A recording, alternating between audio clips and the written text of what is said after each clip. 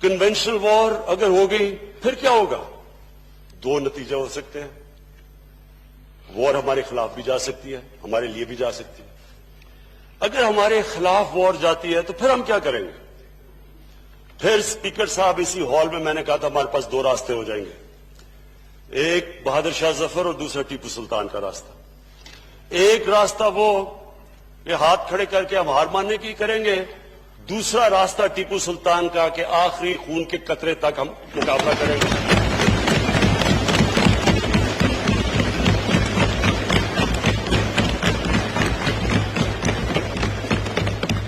اور اسپیکر صاحب میں آج آپ کو کہہ رہا ہوں، میں اپنی قوم کو جانتا ہوں، مسلمان ایمان والا انسان موت سے ڈرتا نہیں ہے.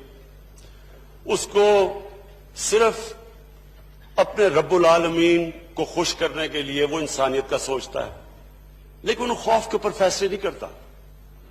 ہم اس لیے کوشش کرتے ہیں امن کے لیے کیونکہ ہمارے دین انسانیت ڈالتا ہے، ہمیں فکر ہے انسانوں کی.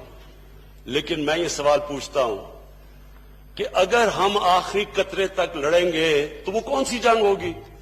وہ جنگ ہوگی جو کوئی نہیں جیت سکتا، سب ہار جائیں گے وہ جنگ. اس کے امپلیکیشن دنیا پہ پڑیں گے.